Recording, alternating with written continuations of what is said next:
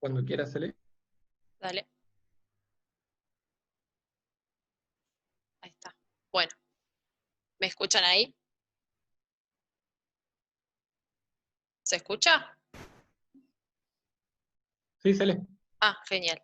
Bueno, listo. Como dijo Juani, yo soy Celere Petrovich, residente del segundo año del servicio de cardiología, y bueno, quiero agradecer también la colaboración del doctor Padilla, el doctor Agiodovich y Rodríguez Plata, y por supuesto al doctor Pavlov, que es el invitado para ser parte del Ateneo Central del día de la fecha. ¿Sí? Yendo al caso clínico, es una paciente de sexo femenino, de 47 años de edad, con un índice de masa corporal de 19,5, ¿sí? Que no refiere factores de riesgo y no refiere antecedentes cardiovasculares. Como otros antecedentes, la paciente fue sometida a una colecistectomía programada 3 semanas previas a la fecha de la consulta. Y por otro lado, hace aproximadamente 8 años se le diagnosticó micosis fungoide, por la cual realizó tratamiento con corticoterapia y luz ultravioleta. Haciendo un paréntesis, porque nosotros no es muy frecuente que escuchemos sobre la micosis fungoide, sabemos, o sea, repasamos que es un linfoma de tipo no-Hodgkin extranodal, que es el linfoma T cutáneo más frecuente, de hecho representa el 50% del total de los linfomas cutáneos.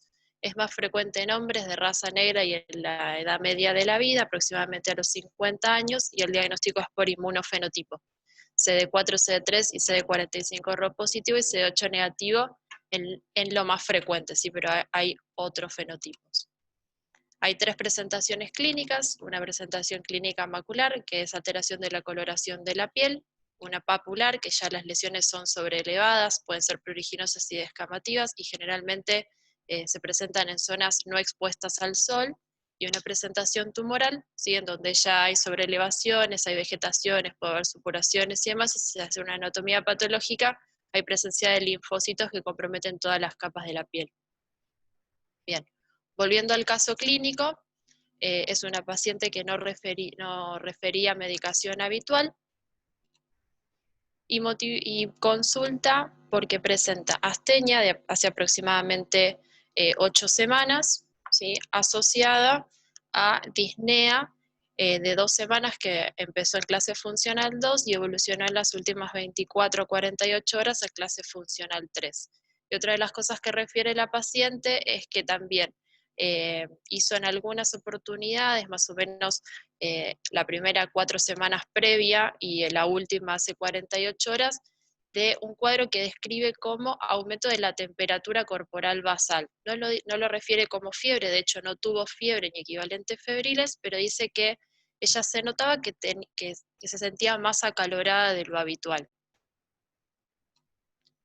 Cuando llega a la guardia, estaba lúcida, tenía una TA de 130-60, una frecuencia cardíaca de 80, no tenía fiebre, estaba taquipneica, tenía 28 respiraciones por minuto, no desaturaba aire ambiente, y como positivo a nivel cardiovascular tenía los ruidos normofonéticos, no presentaba soplos, pero sí tenía edemas en miembros inferiores, Godet 2 cruces, y presentaba una lesión en dorso, sí, que es esta, que es una lesión que ella tiene habitualmente en el omóplato, que es la única lesión, digamos, por la cual se le diagnostica la micosis fungoide. Refiere que tiene periodos en los cuales la lesión aparece y luego desaparece.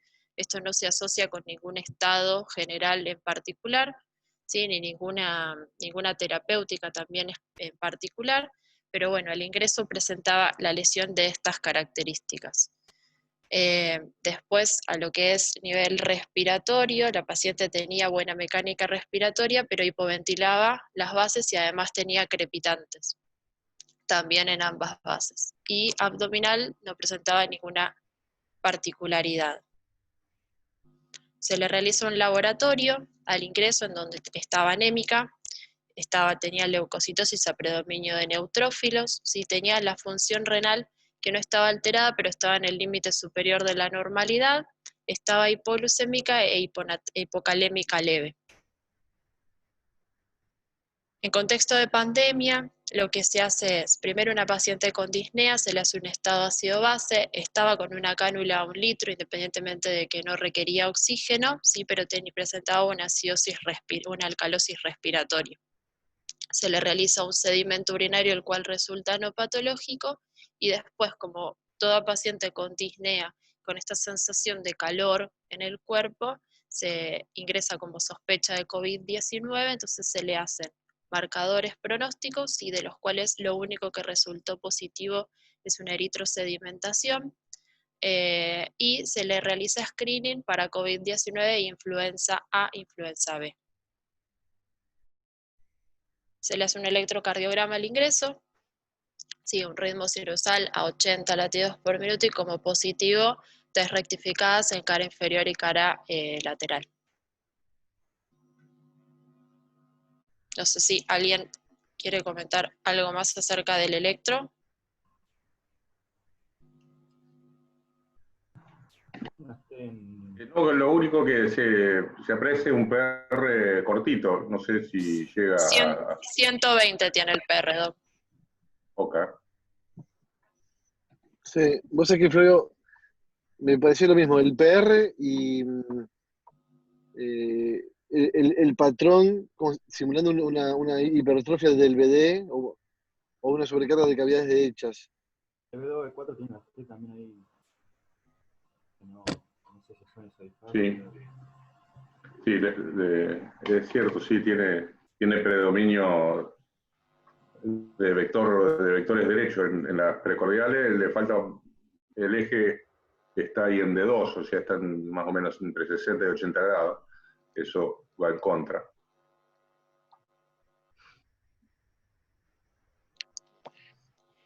En contexto obviamente de pandemia no se le realiza placa, se le realiza tomografía de tórax, ¿sí?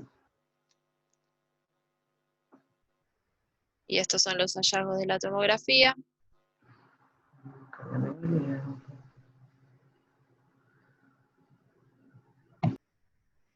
Y después, protocolarmente, no porque tuviera nada positivo, también se le realiza tomografía de abdomen y pelvis.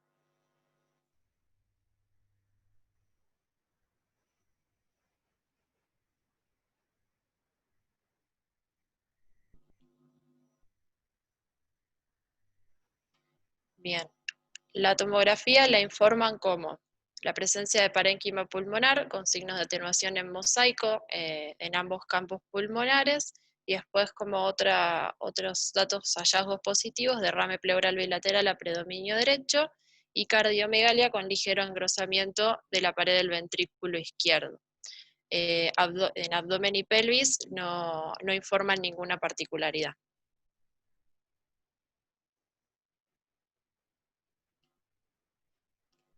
Bien, ¿cómo evoluciona la paciente dentro de las primeras 24 horas del ingreso?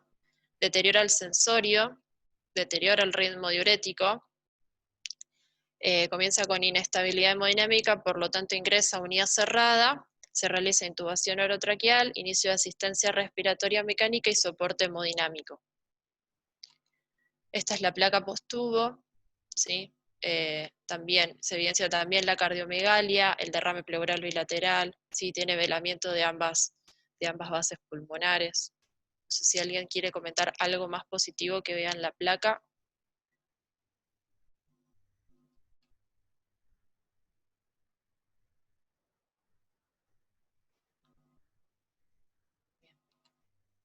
Y ya estando en unidad cerrada, ventilada, se realiza este ecocardiograma Doppler. ¿Sí? Las dos son imágenes de un eje largo para external izquierdo. Para ubicarnos, no sé si ven mi cursor. Ventrículo izquierdo, septum interventricular, ventrículo derecho, válvula mitral, aurícula izquierda, válvula aórtica, aorta. Y la imagen de la derecha es lo mismo, pero con Doppler color. ¿Sí? Como positivo, digamos, a un ojo no tan experimentado como el mío, ya se ve que tiene trastornos de motilidad. Tiene bastante deteriorada la contractibilidad del ventrículo izquierdo. No sé si alguien más experimentado quiere comentar algo sobre estos ecos, o por lo menos sobre estas vistas.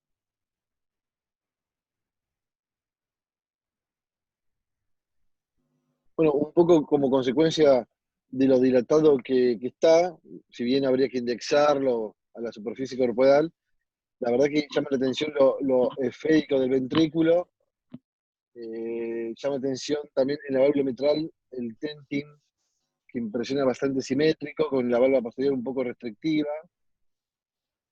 Y creo que lo que más se mueve, más allá de esta hiposidencia global, es lo basal de lo ínfedo-lateral, ¿no? Como que es lo que está un poquito más contráctil, y no sé.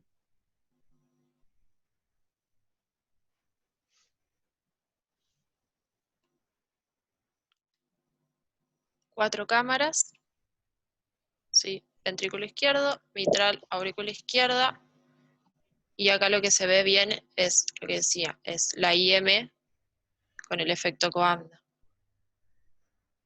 No sé si acá se puede valorar un poco mejor, Edu, la contractibilidad de lo que vos decías, lo basal sobre lo apical.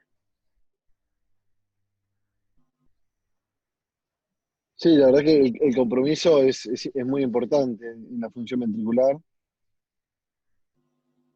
Lo veo un poco pixelado, pero la verdad es que sí, lo basal es lo que se mueve un poquito más. Tiene o sea, lo más medio apical y posidencia más severa y lo basal un poco más leve. La aurícula impresiona dilatada y tal vez con un aumento de las presiones de llenado del ventrículo izquierdo, porque fíjate que el septum interauricular en la aurícula izquierda está bombado hacia la derecha, así que eso te habla un poco de las presiones de las cavidades izquierdas. Y la válvula posterior de la mitral vuelve a estar un poco, o sea, confirmamos lo que vimos antes, que está más restrictiva que la válvula anterior.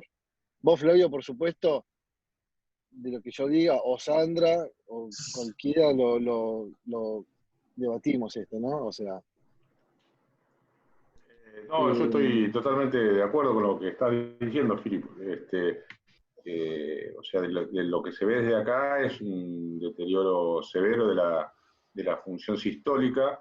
Creo que con los datos anteriores ya hay cosas que uno va descartando, porque la cardioplegaria, si bien no tenía aspecto en botellón en la placa de tórax, pero hablaba de engrosamiento pericárdico y uno trata de descartar taponamiento en esta paciente que había presentado también edemas y signos de falla derecha. Así que ese ya es un diagnóstico que está descartado, o sea, la mujer no tiene un proceso de taponamiento. Las otras causas de falla derecha habría que descartar algún proceso restrictivo o constrictivo. Con la presencia de esta disfunción ventricular izquierda, ya esas posibilidades se alejan, pero bueno, igual habría que trabajar sobre las cavidades derechas, sobre la variación de los flujos respiratorios para descartar esa posibilidad que muchas veces puede presentarse patologías pericárdicas en pacientes con enfermedades sistémicas. Y objetivamente lo que nos queda es la disfunción ventricular y la insuficiencia mitral severa. Y acá nos queda, no hay una buena imagen de cavidades derechas todavía, parece tener una insuficiencia tricupidia leve. Ahí la tiene, Doc, mire. Fenómeno. Hay una velocidad de más de 2.5 metros por segundo, ya abona para cierto grado de hipertensión pulmonar. Eso también suma datos para la presencia de aumento de las presiones de esfínter y diástole del ventrículo izquierdo, sumando lo que señalaba Eduardo. Así que tiene una disfunción ventricular izquierda, parece, en términos generales, global, no impresiona un ventrículo isquémico necrótico, y tiene una insuficiencia mitral severa, cuya etiología habrá que ir o mejor dicho, el mecanismo, habrá que ir a dilucidar. No parece haber una alteración estructural grosera de la válvula mitral, pensando en prolapso válvula mitral o algún tipo de degeneración mixomatosa, y parece corresponder más que nada a una insuficiencia mitral funcional, aunque el jet es un poco excéntrico, probablemente por tethering de la válvula posterior.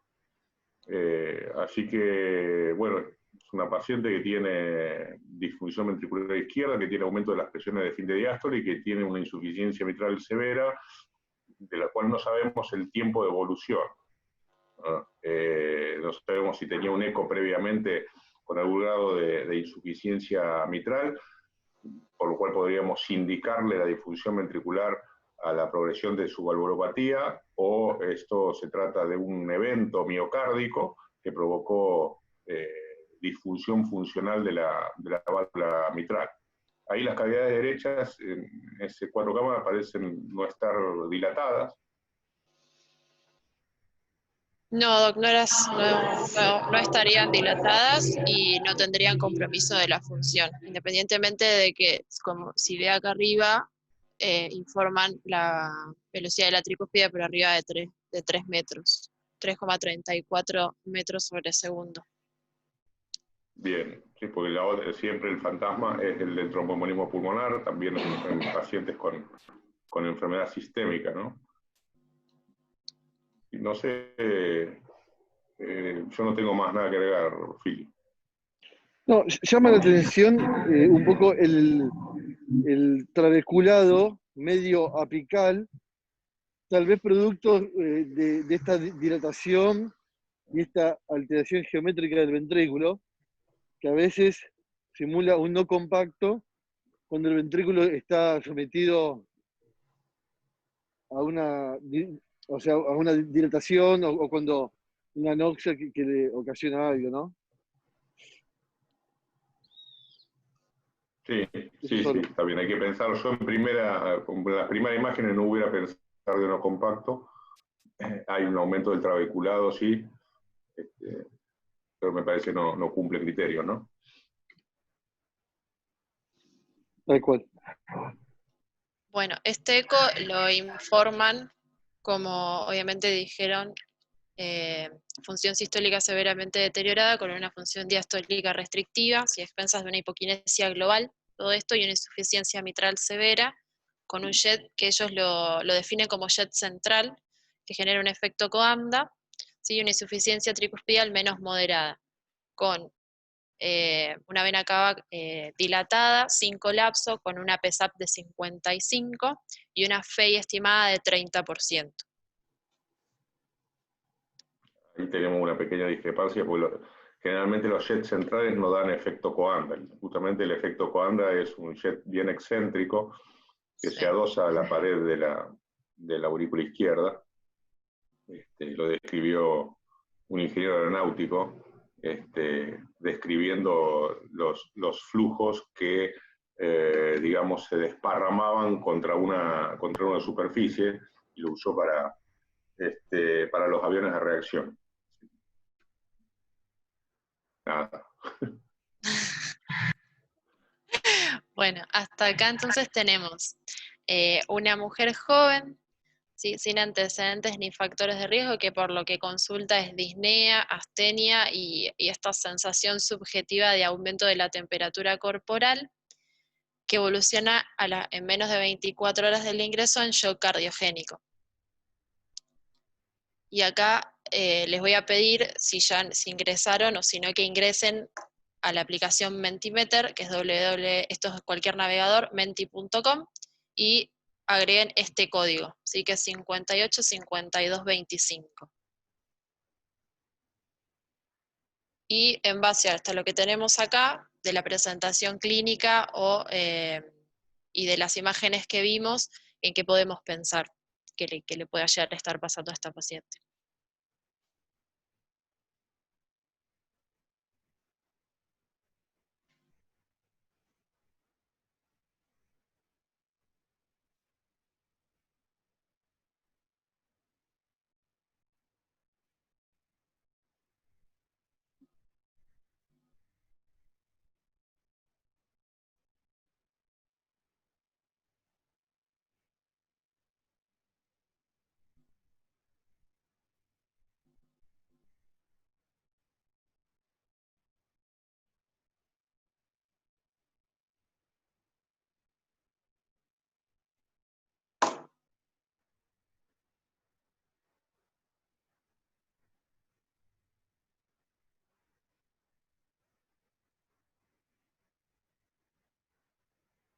Está bastante desparramado el, la votación.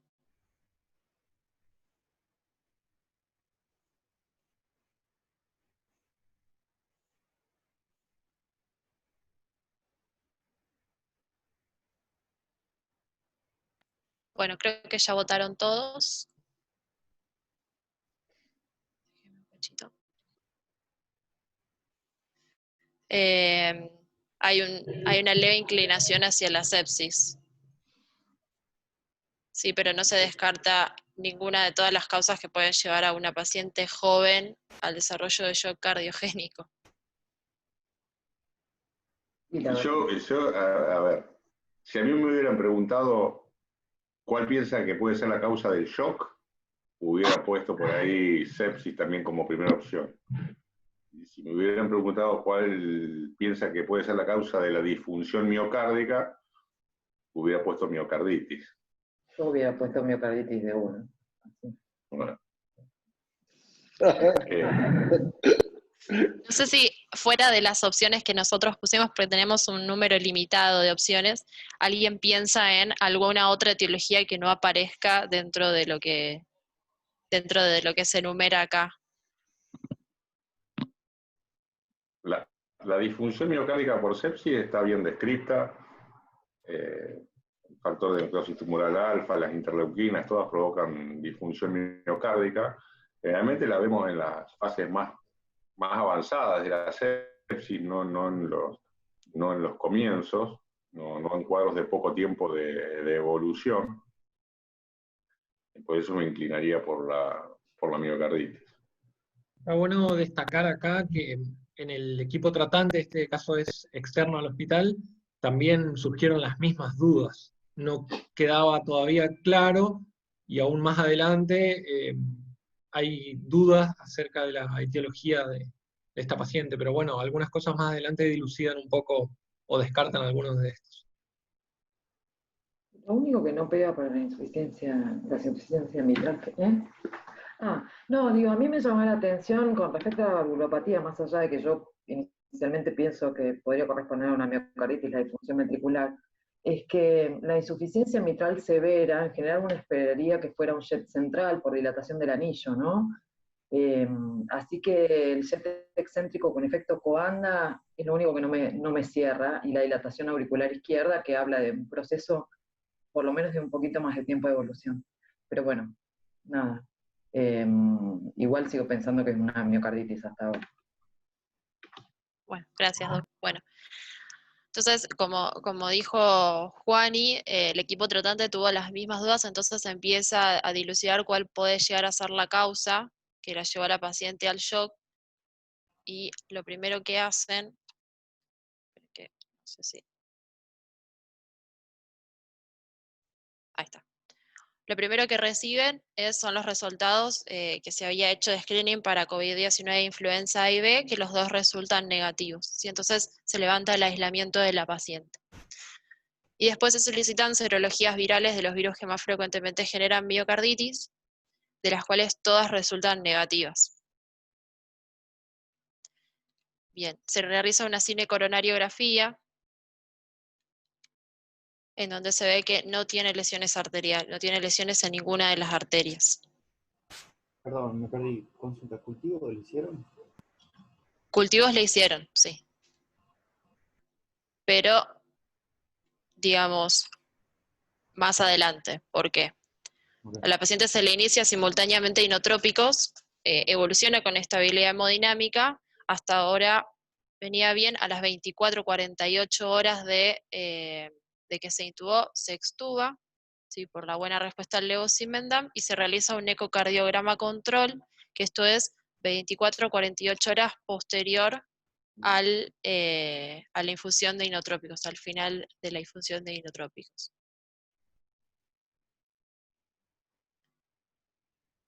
Y si bien, digamos, sigue teniendo la función sistólica deteriorada, ya la insuficiencia no aparentaría ser severa. No sé, Doc, ¿usted qué piensa?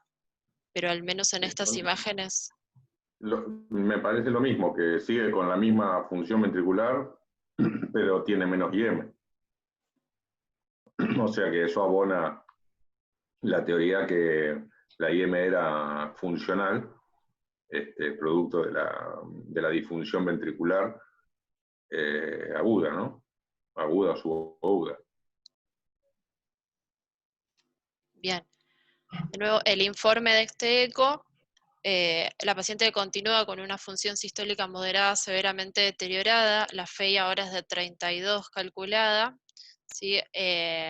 Continúa con una hipoquinesia global severa, la insuficiencia mitral ahora se informa como leve, ¿sí? La PSAP está en disminución, PSAP de 40 para PSAP previa de 55, ¿sí? Está dilatada y ya la vena cava colapsa y no se encuentra tampoco dilatada. Obviamente tener en cuenta que este ecocardiograma se realiza 48 horas posteriores a la finalización de la infusión de levosimendan.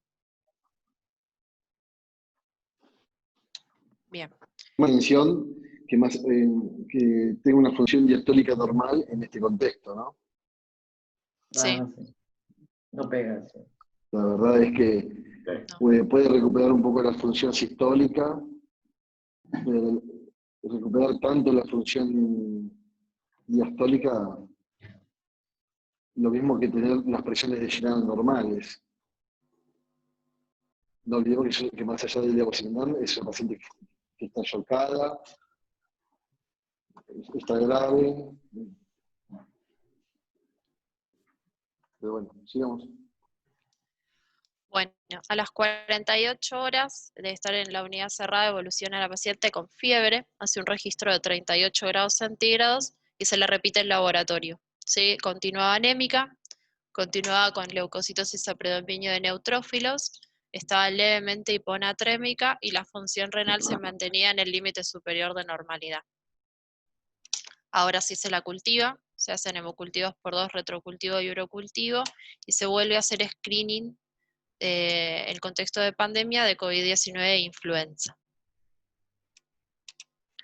Bien, se le inicia antibiótico terapia empírica, se inicia piperacilina, tazobactam, vancomicina, y posteriormente se reciben los resultados de los cultivos, tanto los hemo, el retro como el urocultivo, y el hisopado para influenza y COVID-19, todo negativo. Así que el servicio de infectología decide suspender la antibiótico-terapia. Hizo aproximadamente 4 a 5 días de esquema antibiótico de amplio espectro.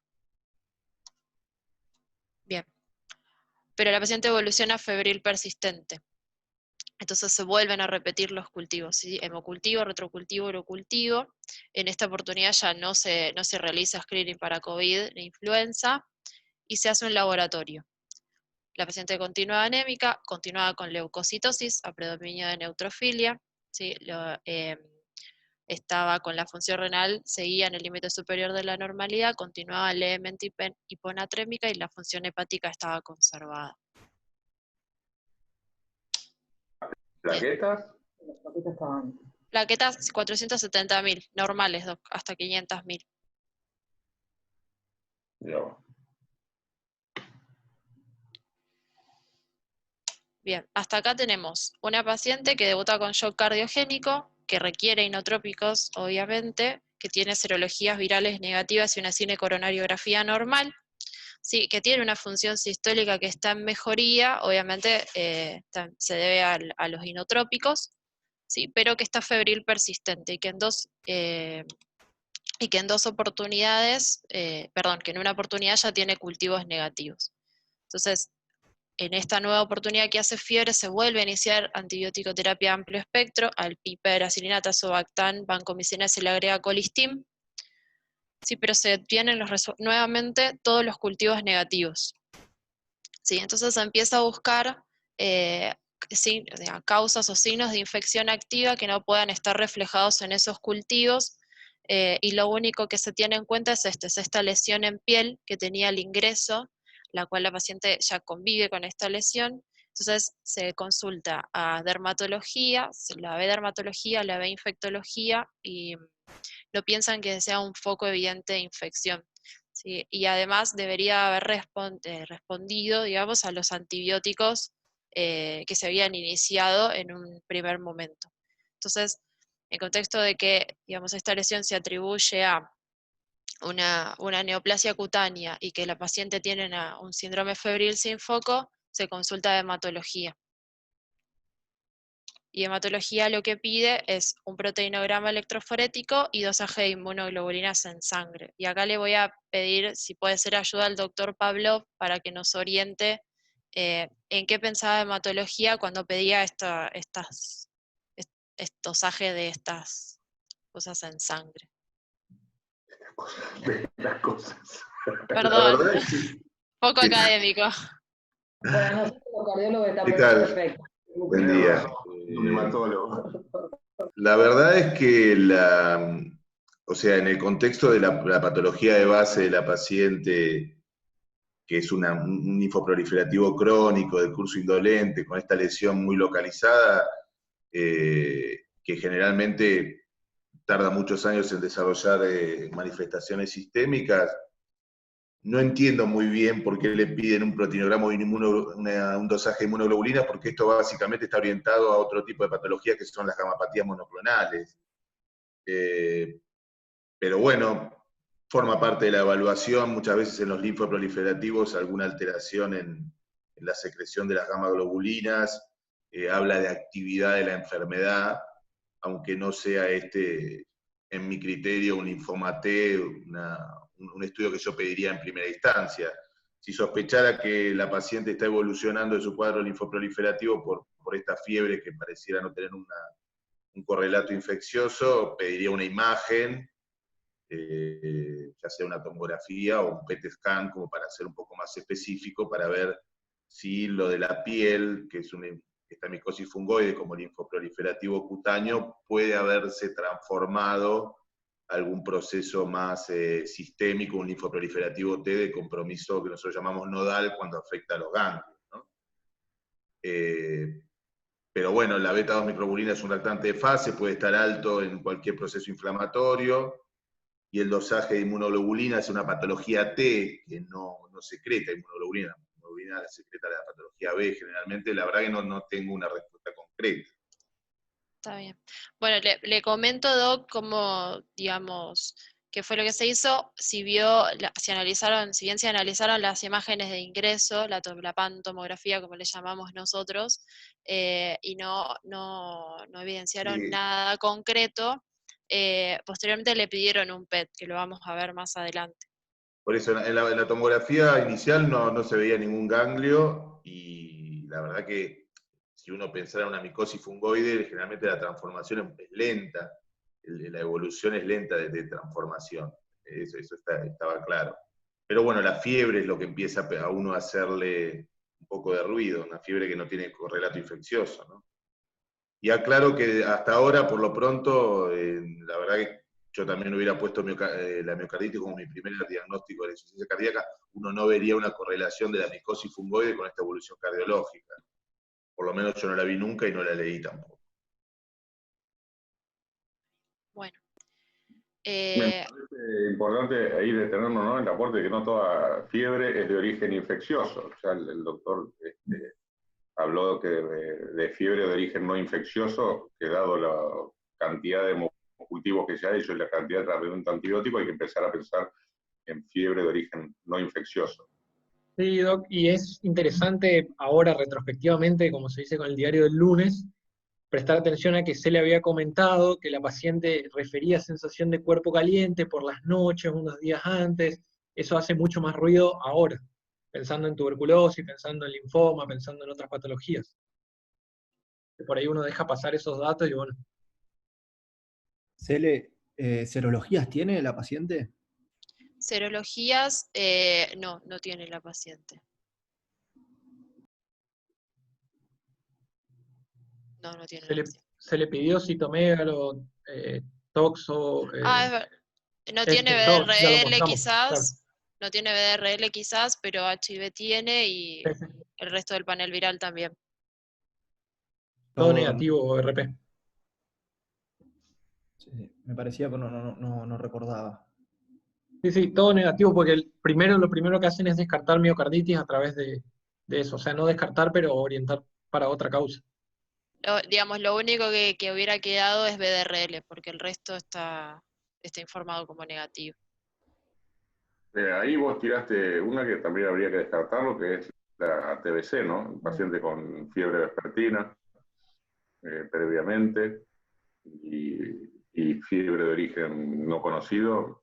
Me parece que TBC también habría que haber descartado. Sí, sí, Doc, de hecho se empezó a pensar, pero bueno, digamos, todo esto fue durante la internación y todo en conjunto, así que mientras se obtenían los resultados de hematología, se hacían los ecos y demás, digamos, fueron surgiendo otras cosas que quizás alejaban un poco el diagnóstico de tuberculosis, pero ahora lo vamos a ver. Bueno, le piden este panel, concomitantemente se le hace un nuevo eco, hay que, hay que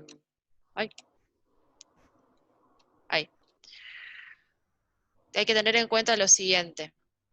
Este eco se hace entre 19 y 20 días después de que terminó el pulso de levosimendan, así que este eco correspondería a una paciente sin inotrópicos.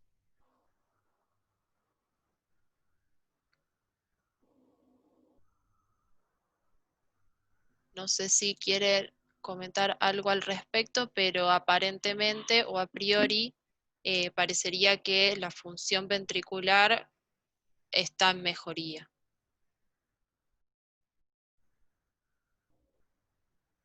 Sí, coincido. Sí. Ahí ya no tiene un deterioro severo, como a ojo de buen cubero, por lo menos un 37% de fracción de eyección le calcula. Sí. Acá está la FEI calculado, 47, casi 48.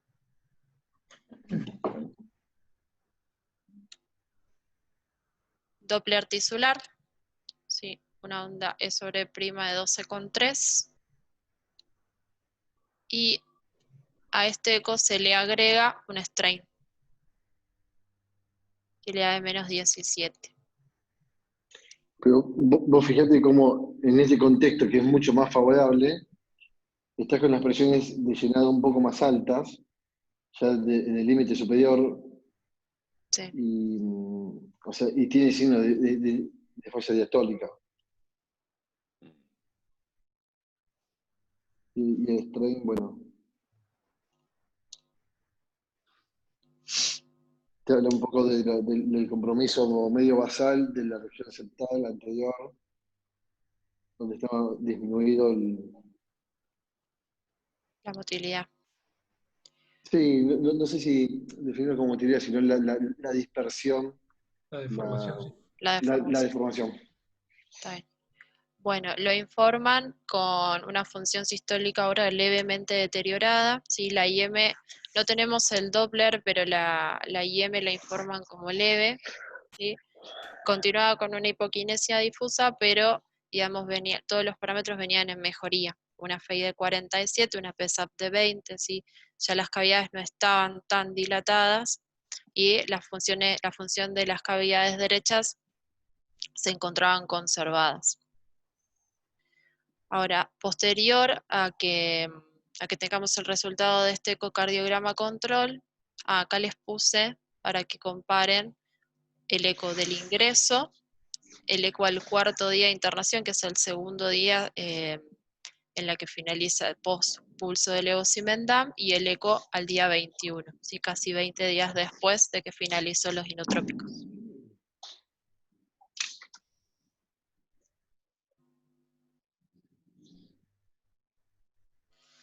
Bien, y se recibe el resultado del PET, como les decía anteriormente, se analizó la tomografía, no se encontró ninguna particularidad, entonces se le pidió un PET corporal total. Y lo que se vio es lo siguiente, tenía zonas de captación, o sea, zonas de hipermetabolismo a nivel supraclavicular izquierdo, ahí están los valores digamos, de la más representativa, en mediastino, en axila izquierda, en espacio cardiofrénico anterior, hepáticas, la más grande medía casi 3,5 centímetros, en retroperitoneo tenía conglomerados de hasta 5 centímetros, en vaso, en mesenterio, en cadenas pelvianas y cadenas inguinales, y tenía infiltración lítica a nivel ósea del húmero, las vértebras dorsales, en fémur y en sacro. ¿Sí? Así que digamos, con todos los datos que tenemos hasta ahora, el equipo médico tratante llegó a la conclusión de que la paciente había presentado un síndrome de Takotsubo en contexto de una enfermedad oncohematológica. Y le pusieron ese diagnóstico y se fue con ese diagnóstico.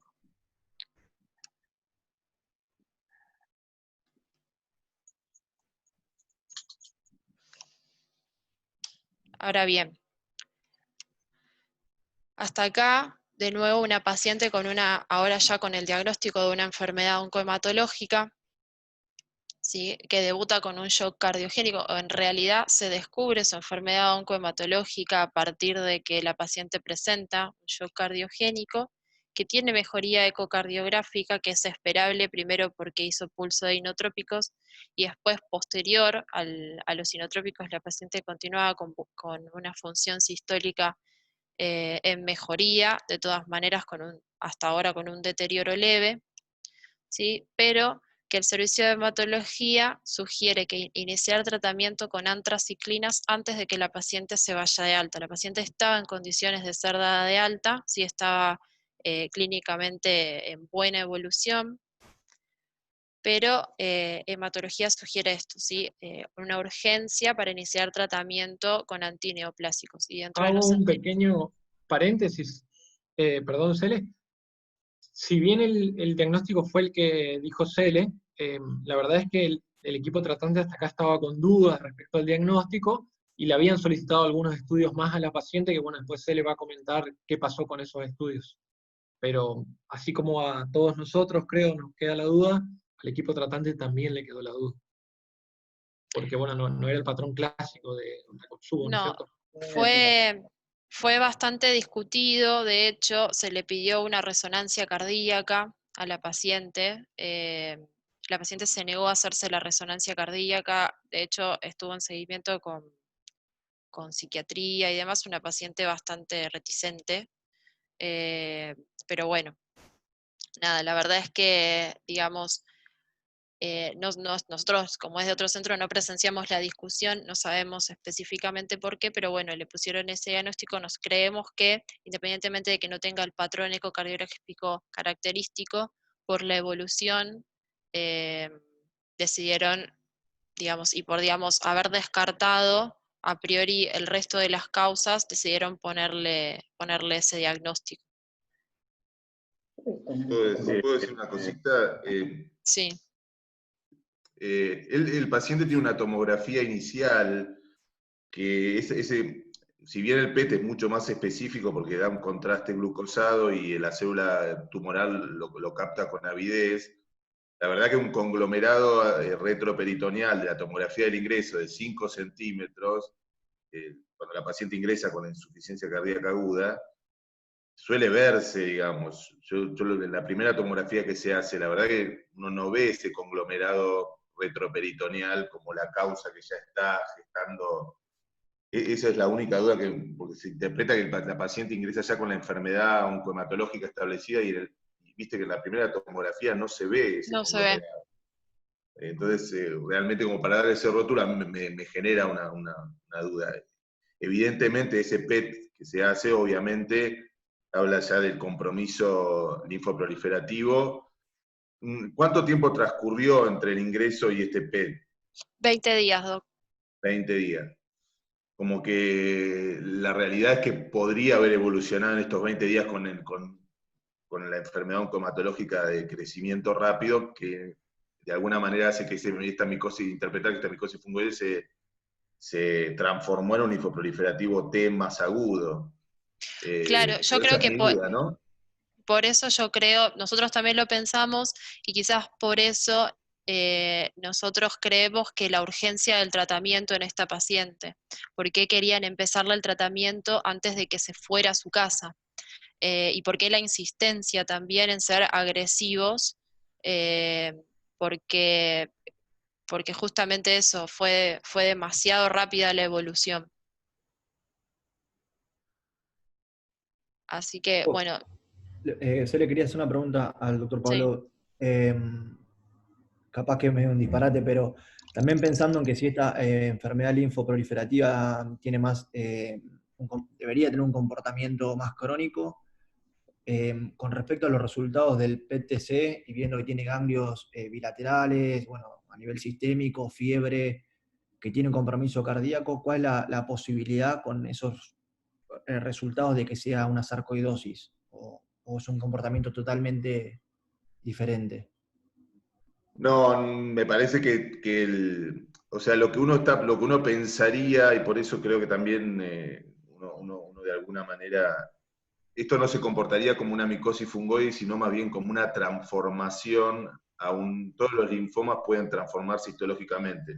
La micosis fungoide es una enfermedad indolente y tiene una evolución lenta, tórpida, que se va transformando, que en su último estadio da una enfermedad tumoral, pero en un tiempo uno puede ver la evolución. Esto pareciera más bien una transformación a un linfoma T nodal desde una patología de una micosis fungoide de base. La verdad que sarcoidosis a mí no me parece por las características de captación del PET y por el antecedente y por el desarrollo de los síntomas. Me interpretaría que es una transformación de una micosis de un linfoma indolente a un linfoma agresivo, a un linfoma T nodal. Que mi única duda es decir si esta transformación es la que genera la falla cardiológica, porque realmente cuando le hacen la tomografía de inicio no veo ese conglomerado. Sobre todo las adenopatías chicas, el PET las puede dilucidar el componente adenopático de cervical, axilar. El PET puede ser más específico que no se ve en la tomografía, pero ese conglomerado retroperitoneal de 5 por 5 centímetros, vos en una tomografía lo tenés que ver. A mí me parece que sí es un linfoma, y que me parece que evoluciona rápidamente en el contexto de este mes, 20 días, y obviamente me parece que coincido que eventualmente tiene un criterio de tratamiento rápido. Cuando nosotros hicimos la discusión y estuvimos leyendo sobre causas de shock cardiogénico agudo en contexto de una paciente joven, también nos surgió esa duda que plantea Rodríguez Platas respecto a, en raros casos, la sarcoidosis se presenta como sarcoidosis aguda, pero bueno, es una enfermedad rara y sería una presentación rara de una enfermedad rara. Y después le preguntamos lo mismo al servicio de hematología y bueno, y nos comentó esto mismo que nos comenta el doctor Pablo. Así que, bueno, digamos, volviendo al caso y volviendo a la urgencia del tratamiento y lo que propone el servicio de hematología, nosotros nos hacemos una nueva pregunta, ¿sí? Si realmente creemos que es conveniente iniciar quimioterapia al alta, y nosotros como cardiólogos, ¿qué sugeriríamos? ¿Sí? Si utilizar o no antraciclinas, sabiendo obviamente que las antraciclinas son altamente cardiotóxicas, y es una paciente que está saliendo de un shock cardiogénico, independientemente de que ya no tenga inotrópicos, todavía permanece con una función sistólica levemente deteriorada, ¿sí? Con trastornos cardiológicos.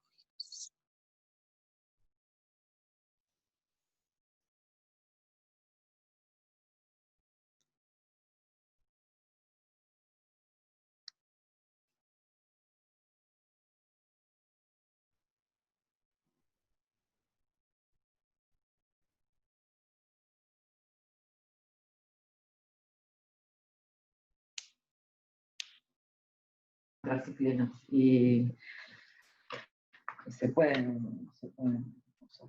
Ya votando. ¿Dónde está el porcentaje de votos? 16 participantes, doctor. Ah, tengo abierto el libro.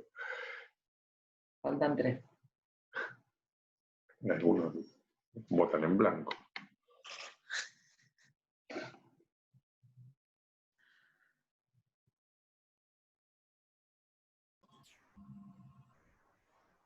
Yo quiero hacer una aclaración cuando terminen de votar todo con respecto a la pregunta.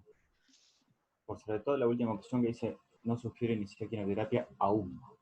Vamos, no significa que uno no quiere iniciar quimioterapia, sino que en qué tiempo.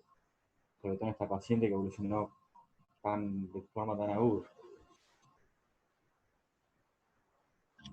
Ese aún ahí me queda Yo la verdad que si me pones el AUN, yo cardiólogo tomo esa opción. Sí, sí. Porque iniciar la antraciclina a esta mujer con ese ventrículo me parece altamente peligroso. Lo que el AUN me lo voy a tomar para consultar con los especialistas a ver qué riesgo-beneficio tiene la quimioterapia, si la quimioterapia debe ser urgente y para evitar la progresión hacia la muerte de la paciente, lógicamente iniciaría quimioterapia y con la mejor droga que tenga menor cardiotoxicidad. Sí, eso es un trabajo complejo, hoy ya está muy desarrollada la cardiooncología, porque muchas veces los cardiólogos rasos, digamos, no tenemos todavía la habilidad para discriminar este tipo de cosas, pero me parece que hay que consultar con un cardioncólogo y yo como cardiólogo, si soy el equipo tratante, trataría de estar muy seguro que esto es lo que le va a salvar la vida a la paciente, porque disfunción miocárdica es altamente probable que tenga y severa con la antraciclina, ¿no?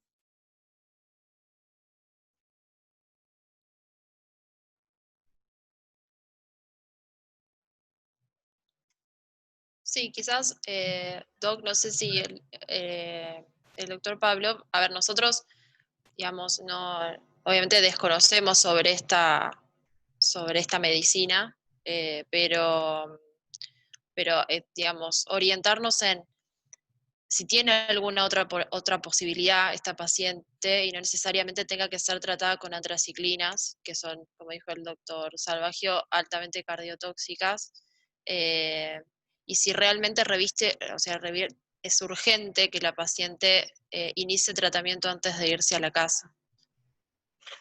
Mirá, primer punto, es un linfoma T, los linfomas T, la verdad, y transformado de una patología indolente, o sea, el pronóstico de esta paciente desde el punto de vista oncológico es malo. Obviamente porque es una transformación de una patología indolente, o sea que ha cambiado la agresividad de la enfermedad y los linfomas T, su capacidad de alcanzar sobre todo remisiones prolongadas, el pronóstico es malo. Es una paciente joven por eso desde el punto de vista oncológico va a tratar de ofrecerle el mejor tratamiento posible, y ese tratamiento posible incluye un autotrasplante de médula ósea, o sea, vos le vas a tratar de dar un tratamiento quimioterápico, pero también mantener condiciones para que la paciente se pueda trasplantar, porque si no se puede trasplantar, la paciente no tiene chance curativa. Yo de las opciones, realmente en este contexto de no saber bien qué causó la insuficiencia cardíaca, y creo sí que la necesidad de quimioterapia rápida existe, yo combinaría las dos opciones finales, digamos. Evaluaría la posibilidad de iniciar tratamiento quimioterápico reemplazando inicialmente quizá existen opciones de reemplazo, generalmente uno las tiene más aceitadas en los linfomas B, que son mucho más frecuentes y que tienen otro tipo de comportamiento histológico, es decir, quizá uno puede reemplazar la doxorubicina, generalmente se reemplaza por etopósido, que es una droga que no tiene cardiotoxicidad, y en el linfoma B el etopósido no está incluido en la primera línea. En cambio, en los linfomas T se combina el etopósido y la doxorubicina en la primera línea. Entonces ahí está el verdadero desafío con esta paciente. Pero si vos me lo preguntás a mí, obviamente trataría de tener la mayor que la especialidad de los cardiólogos sean muy específicos conmigo, pero si yo tuviera que elegir, diría, evaluaría la posibilidad de no incluir la antraciclina en un primer momento, y eventualmente en la evolución de la paciente, tanto oncológica como de su función cardiológica, tenerlo como una posibilidad de tratamiento si la función sistólica va mejorando, y si el paciente viendo cómo va evolucionando oncológicamente, digamos. Si yo veo que la paciente necesitaría sí o sí de la antraciclina, bueno, asumiría el riesgo, ¿no? Porque sí, a ver, desde el punto de vista cardiovascular, es una paciente de alto riesgo. Si bien es joven, no tiene antecedentes y demás, ya con el cuadro cardiológico que tuvo, es digamos, de muy alto riesgo. Y más teniendo en cuenta, si bien las antraciclinas, la mayor parte de la bibliografía te dice que generan, sobre todo la doxorubicina, un deterioro de la función irreversible, pero digamos, en algunos estudios hay mejoría de la función. Quizás es una paciente que tuvo un cuadro agudo, que está recuperando su función, es de alto riesgo, y quizás la cura termina siendo la enfermedad posteriormente, si usamos antraciclinas en esta paciente ahora. Quizás la paciente está mejorando, llega a tener una función normal, y después, o con el uso de antraciclinas, termina quedando con una función deteriorada. Yo también, si yo puse recién por el tema de cómo aclaré por el tema de que decía aún, yo puse, estaría bien evaluar la posibilidad también de otra droga. O sea, no sé lo que pienso yo también.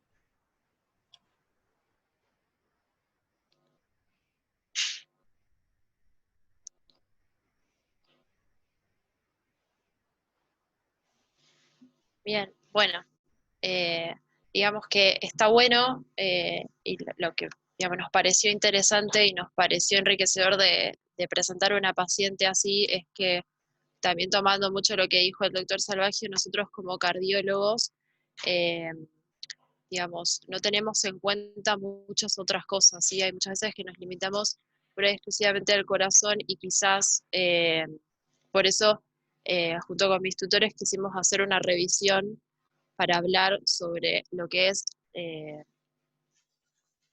la cardiotoxicidad, ¿sí? Esto de que la cardio-oncología quizás es desconocida muchas veces y es muy importante principalmente porque obviamente tanto las enfermedades como cardiovasculares como el cáncer son epidemias, ¿sí? Y una va de la mano con la otra.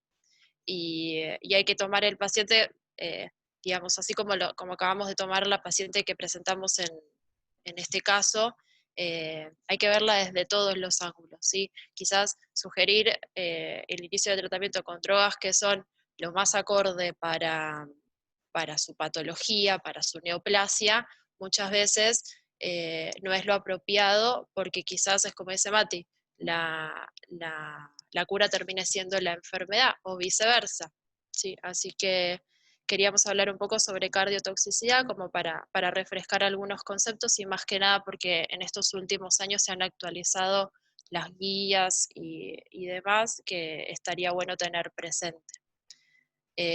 A grandes rasgos, como definición, el Instituto Nacional de Cáncer lo define como la toxicidad que afecta al corazón de manera directa o indirecta, y teniendo una vista un poco más cardiológica, la Sociedad Americana de Ecocardiografía la define como una disminución de la función sistólica mayor al 10%, alcanzando un valor de FEI menor al 53% una vez iniciado el tratamiento con antineoplásicos, ¿sí? Pero universalmente no existe un consenso todavía sobre su definición. Como presentación clínica puede ser muy variada, ¿sí? Pueden manifestarse por trastornos de la tensión arterial, generalmente hipertensión arterial, ¿sí? Alteraciones en el ritmo. Hay que tener en cuenta que muchos de los antineoplásicos, por ejemplo la talidomida, que es algo que se utiliza mucho para el cáncer de mama, son drogas que han demostrado que prolongan el QT, así que eso hay que tenerlo presente. Y después desarrollos de insuficiencia cardíaca, ¿sí? O debutan como eventos isquémicos, ya sea porque agravan las comorbilidades del paciente o porque hay drogas que también han demostrado que generan calcificación de las arterias coronarias, y por otro lado, que es una de las manifestaciones también más frecuentes, pericardiopatías, ¿sí? Lo más visto son las pericarditis. Pero digamos, como es tan florida la presentación clínica, muchas veces, por un lado, por desconocimiento, se suele atribuir o a una progresión de las comorbilidades que traen los pacientes o o justificarla desde el punto de vista de que puede llegar a ser una progresión de su enfermedad oncológica. Así que se realiza un infradiagnóstico. ¿Sí? Después, otra de las cosas que hay que tener en cuenta también sobre la presentación clínica es que no solamente aparece al inicio del tratamiento, ¿sí? Sino que se ha descrito hasta 40 años posteriores a finalización del tratamiento antineoplásico en las manifestaciones de cardiotoxicidad. Bien, si bien, como dijimos antes, hay varias formas, tiene varias maneras de presentarse, hay algunos grupos de antineoplásicos que se asocian más que otros a determinadas presentaciones clínicas, pero lo que tenemos que tener en cuenta, digamos, dentro de las familias de antineoplásicos, las antraciclinas, la ciclofosfamida y el trastuzumab, son los 3 antineoplásicos que han demostrado que presentan mayor cardiotoxicidad, se los considera de alto riesgo, y después otros, ¿sí?, de moderado y de bajo riesgo. Bien, lo importante de esto es, que también queríamos repasar, es cómo digamos, manejar un paciente oncológico, ¿sí? Obviamente, como a todo paciente, se le va a realizar la anamnesis y el examen físico completo y establecer el riesgo cardiovascular, que esto es de la misma forma que uno establece el riesgo por consultorio, se pueden utilizar cualquiera de los scores disponibles. Pero después hay que identificar el riesgo que tiene el paciente de desarrollar cardiotoxicidad. Y eso va a depender de factores que son inherentes al paciente y de factores que son inherentes al tratamiento. ¿Sí? Y de hecho, cuando yo les mencionaba que hay antineoplásicos que ya se consideran de alto riesgo de cardiotoxicidad, entonces la Sociedad Europea de Cardiología ya directamente, a partir de trabajos y estudios que realizaron, nos sugiere que tengamos en cuenta cuando pacientes van a realizar tratamiento con antraciclinas o con darizumab, que es un antirreceptor de membrana, ¿sí?, que tengamos en cuenta todas estas características, que no las voy a nombrar ahora, porque demostraron que el tratamiento con estos antineoplásicos asociado a estos factores predisponentes aún aumentan más el riesgo de cardiotoxicidad. Sí, y esto surge de algunos estudios, pues puse como, digamos, representación de un montón de estudios que se realizaron, en donde, si ven, es del año 2008, y ya en el 2008 se demostró que el uso de doxorubicina en pacientes con diagnóstico de linfomas B, linfoma difuso de células B, ya predisponía a el desarrollo de manifestaciones de insuficiencia cardíaca mucho más tempranas que pacientes que no estaban sometidos a tratamientos quimioterápicos. ¿Sí? Y por otro lado, fuera de lo que dicen las guías europeas, la Sociedad Argentina de Cardiología, esto es del año pasado, ¿sí?, el 2019, dice que los pacientes que presenten cualquiera de todas estas características o que sean sometidos a cualquiera de todos estos tratamientos, en conjunto, ¿sí?, ya se toman como pacientes de alto riesgo. ¿Y para qué nos va a servir estadificar el riesgo de que tiene cada paciente de desarrollar cardiotoxicidad? Obviamente para personalizar el tratamiento, para definir las estrategias de prevención y para establecer las frecuencias de monitoreo.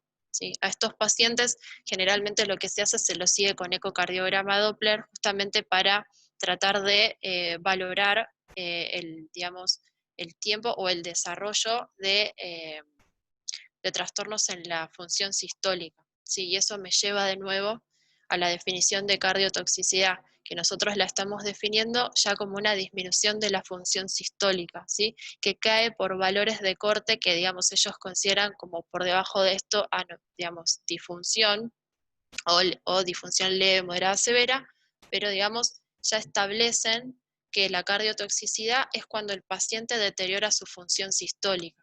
Pero ¿qué pasa con esta definición? Es que muchas veces la caída de la FEI habla de una lesión miocárdica establecida, ¿sí? Y en pocas ocasiones, o en algunas ocasiones, eso, digamos, revierte importancia. ¿Por qué? Porque si nosotros tenemos una lesión miocárdica ya establecida, quizás estemos llegando tarde al diagnóstico de cardiotoxicidad, porque no le vamos a permitir al paciente recuperar su función.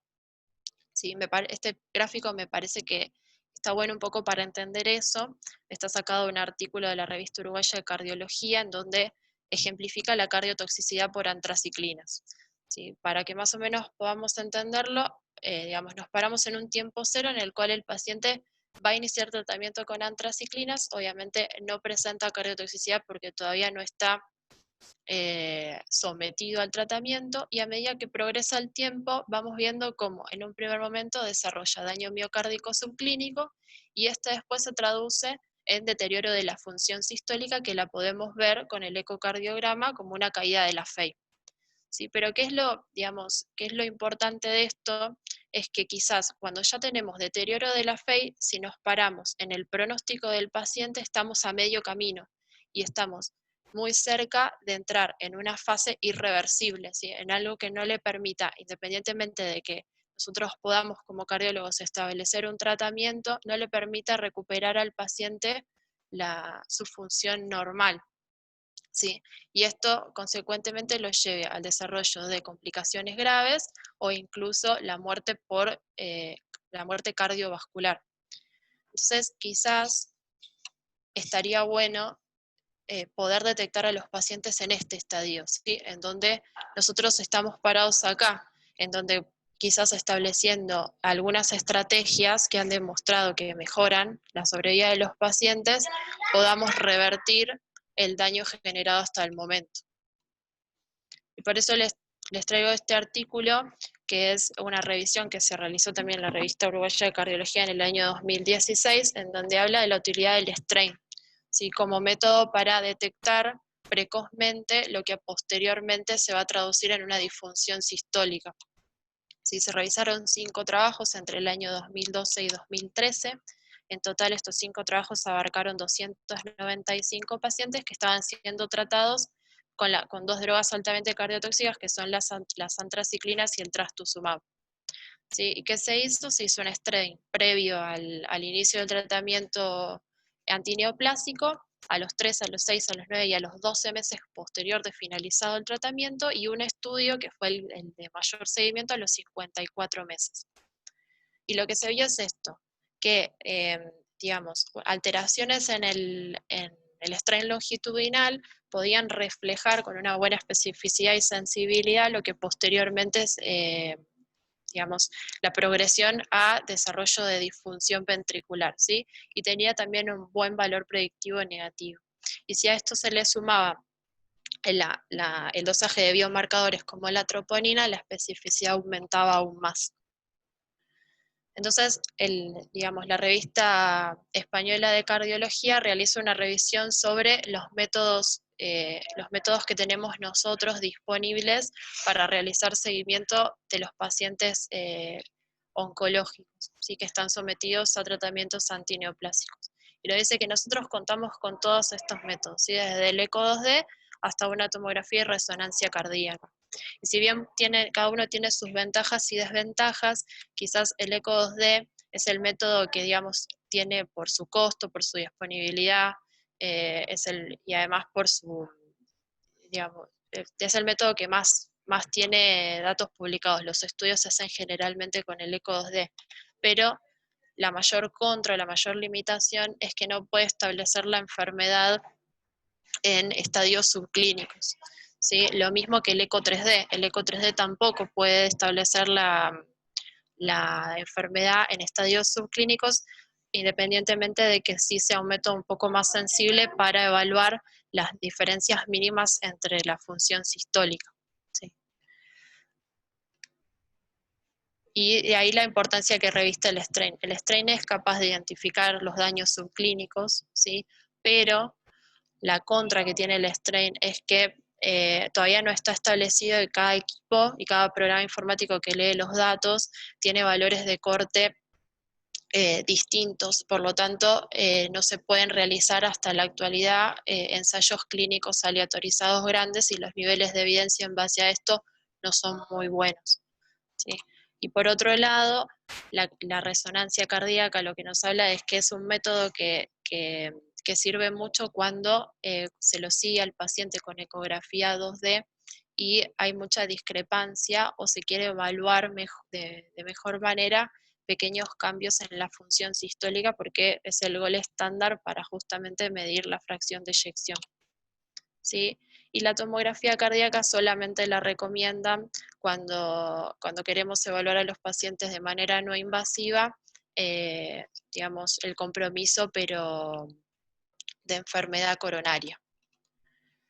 Así que bueno, digamos, fuera de lo que es cardio-oncología, y para terminar, para cerrar un poco este Ateneo, no queríamos dejar de nombrar esto que nos parece importante, ¿sí? Que es, como esta paciente se fue con diagnóstico de síndrome de Takotsubo, queremos decir 2 palabras sobre eso, ¿sí? En base a este estudio, que es un estudio retrospectivo de muchos pacientes, 122.855 pacientes, en los que se valoró, digamos, a grandes rasgos,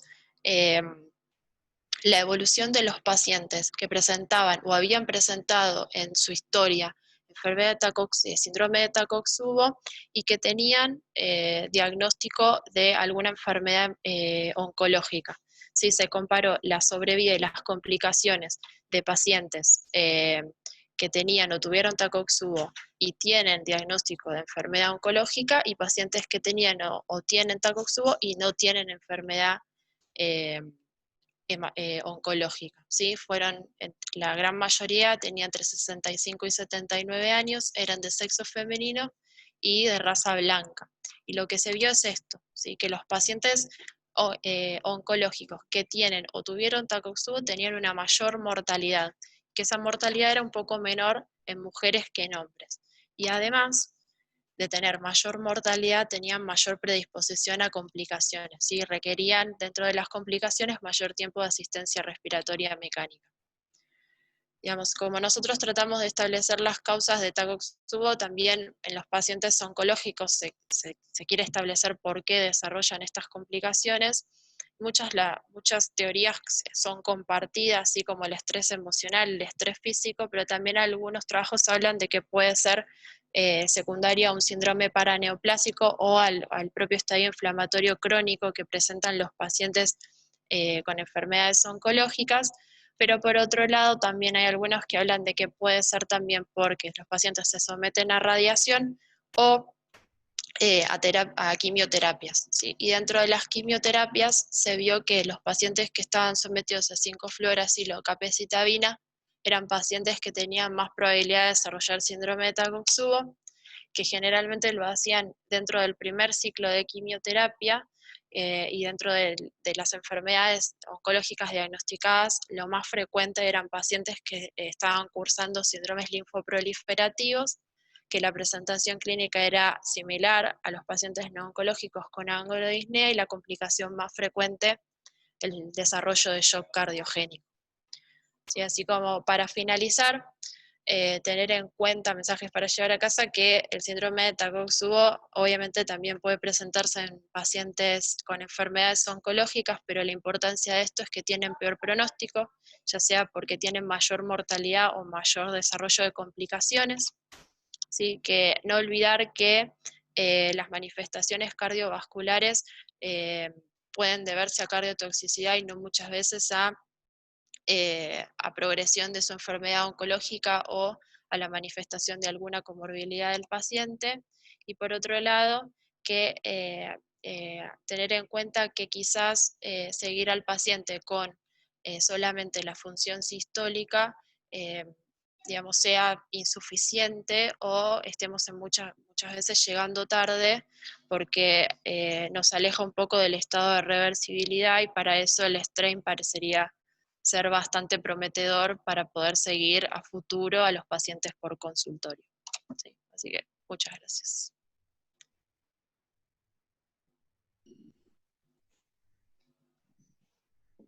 Muy bueno, la verdad, muy esclarecedor para todos, y a mí me quedan dando vuelta 2 cosas que nos van enseñando los pacientes que hacen disfunción miocárdica en el contexto de inflamación, ¿no?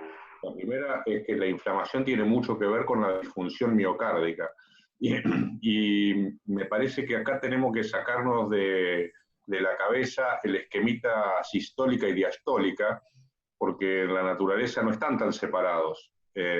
Y tenemos que empezar a ver que hay disfunción miocárdica y que la diástole interviene directamente también en la sístole. Un ventrículo izquierdo que se llena mal también eyecta mal.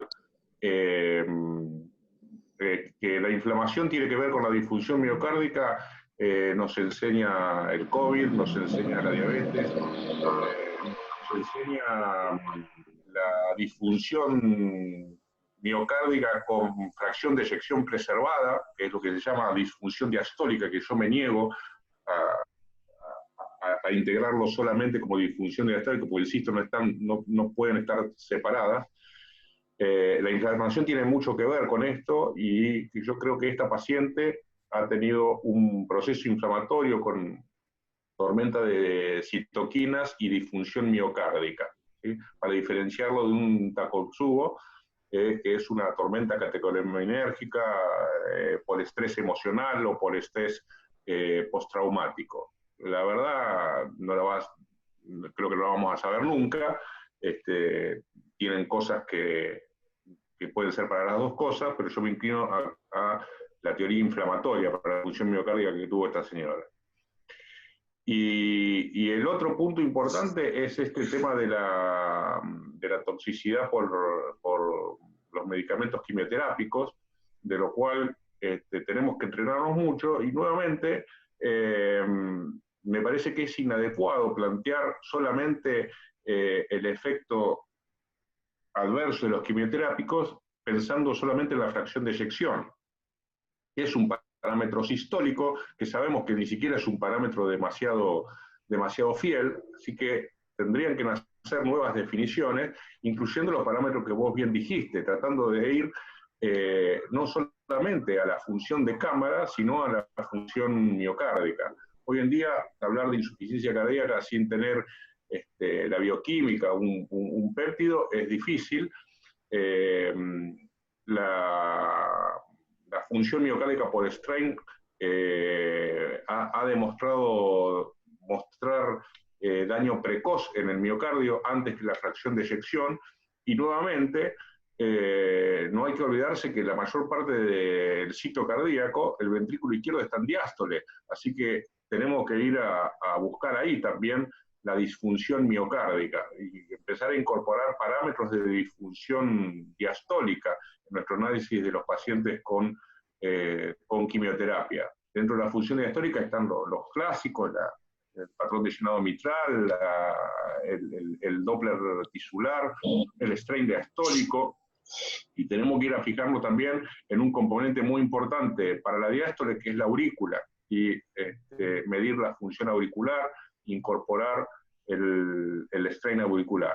Es cierto lo que dice Selene, que los fabricantes no se ponen de acuerdo en cuál es el valor normal de strain para cada uno de los aparatos, pero bueno, si uno tiene una paciente que la sigue con el mismo aparato y el mismo operador, quizás analizando estas cosas, aparte de la fracción de eyección, pueda detectar precozmente disfunción miocárdica. Que no saquemos de la cabeza el tema sistólico y diastólico, porque el miocardio funciona tanto en sístole como en diástole.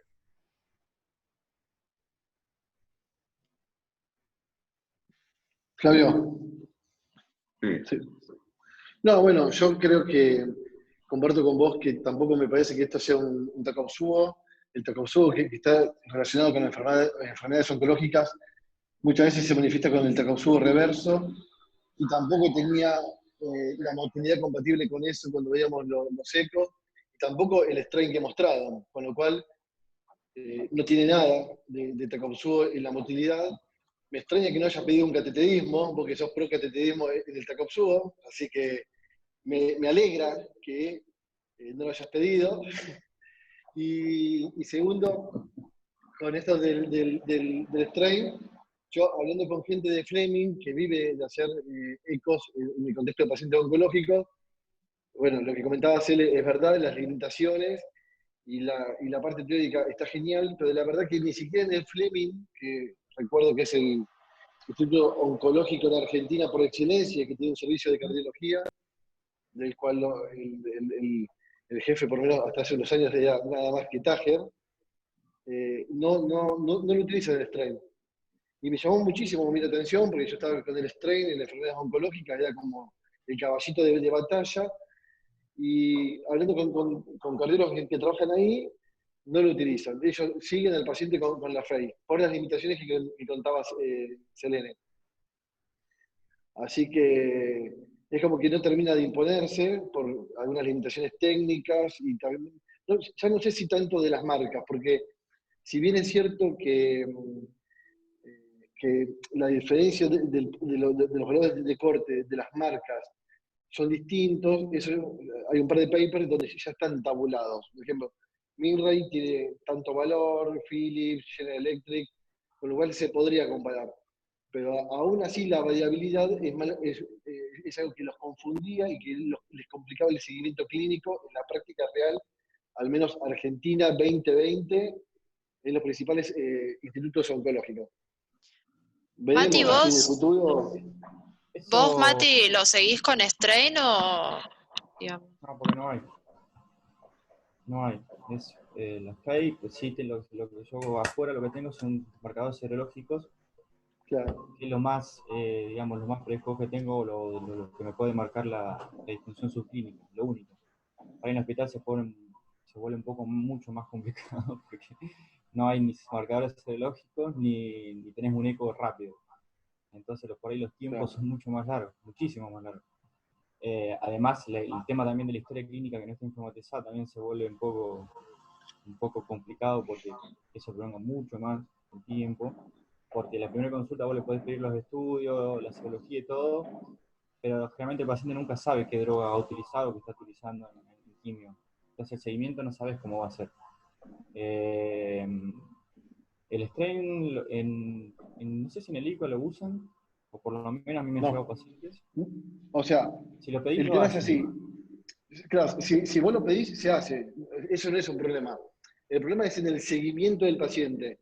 O sea, si a vos el strain te da más bajo, ¿vos le suspendés el tratamiento?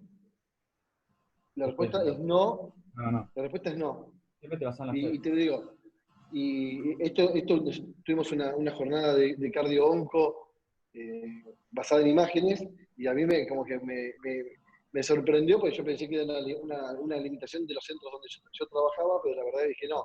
Y que también en Fleming lo siguen con la FEI. Sí, son súper meticulosos en el análisis de la FEI, y bueno, y el otro parámetro que utilizan ya son bioquímicos. Piden BNP, troponina, pero bueno. Sí. Bueno, yo no soy un fanático del strain. Me parece que el mensaje que quiero dar es que la fracción de eyección para estos pacientes nos resulta insuficiente, que debemos incorporar otras cosas. Como dijo Eduardo, la aplicación sistemática del strain es muy difícil, porque uno tendría que tener un servicio exclusivamente dedicado a estos pacientes, que me parece que estaría fantástico, pero en muy pocos lugares se va a poder hacer, con operadores exclusivamente dedicados a esto, y que sigan a los pacientes en forma longitudinal ellos mismos. Y sería una herramienta más para incorporar a todo el resto. Lo que quiero decir es que la fracción de eyección sola, y que incluso como definición solamente, no alcanza para el seguimiento de estos pacientes. No.